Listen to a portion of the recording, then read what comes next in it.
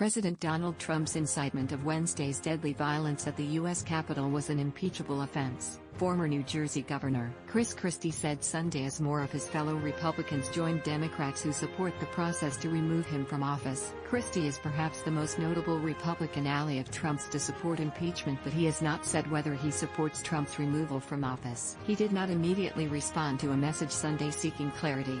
Christie has been friends with Trump for 20 years and in 2016 was the first governor to back his presidential campaign. But Trump's conduct last week, in which he directed his supporters to march to the U.S. Capitol building to pressure lawmakers to overturn the 2020 election, made him absolutely sickened, he said afterward. What we had was an incitement to riot at the United States Capitol. We had people killed, and to me, there's not a whole lot of question here, Christie said on ABC's This Week, where he is a contributor. Asked if he thought it was an impeachable offense, Christie said, "Oh, sure. Yeah. If he would vote in favor of impeachment if he were in Congress," he said. "If I think it's an impeachable offense, that's exactly what I would do.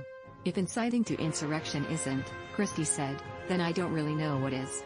Christie's support for impeachment is his strongest position against Trump, but the latest sign of distancing himself in the president's final days in power. He recently said he would not rule out running for president against Trump in 2024 and made clear his disapproval of Trump's conduct even before a mob of the president's supporters invaded the Capitol last week. "I think the last 8 weeks has been the worst behavior that I have seen by this president in the 4 years he has been there, and the one that has angered and disturbed me the most," he told The New Yorker on Friday. More, Capitol violence was active domestic terrorism incited by Trump. Governor Phil Murphy says although Trump leaves office in 10 days, House Speaker Nancy Pelosi has said he is a danger who should be removed from office through impeachment or the 25th Amendment of the Constitution.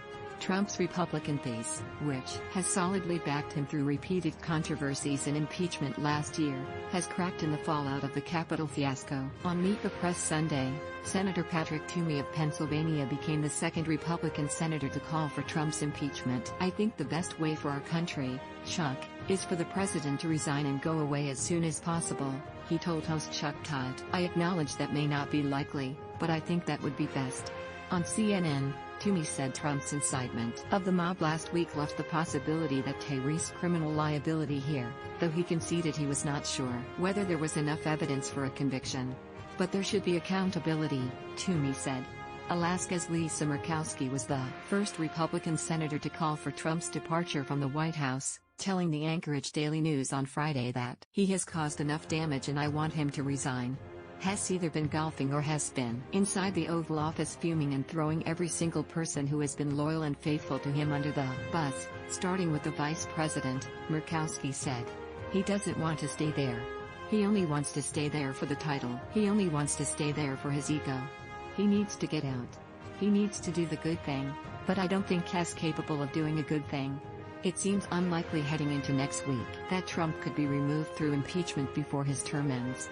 If the Democratic House majority approved impeachment, the party would need 17 Republicans in the Senate to convict him. They are far short of that goal, and the outgoing Republican Majority Leader, Mitch McConnell of Kentucky, indicated that a trial in his chamber could not start until January 19. President-elect Joe Biden is to be inaugurated the next day. Christie said Sunday that Republicans would have to vote their conscience, and many of them have had enough of the president. In particular, Christie said, "It is a national disgrace that the flag at the White House is not flying at half-staff for the Capitol police officer who was killed in the rioting. That officer, Brian Sicknick, is a South River native who served in the New Jersey Air National Guard. His was one of 5 deaths tied to violence last week." New Jersey Governor Phil Murphy has ordered flags to fly at half-staff Monday in Sicknick's honor. "Sicknick gave his life in protecting one of our institutions of democracy," Christie said. More, NJ hometown in shock after Capitol Police Officer Brian Sicknick dies in D.C. riot. Governor Murphy, fallen Capitol officer, embodied the selfless spirit of New Jersey. "If we're having a fit of pique and that's why we're not putting the flag at half-staff, it's just another example of why people think that, these decisions are not being made on the merits. These decisions are being made purely with an idea of what's in my own personal desire at the moment on the part of the president," Christie went on. "So it's just wrong." Follow Dustin Rachopi on Twitter at DreShoppy.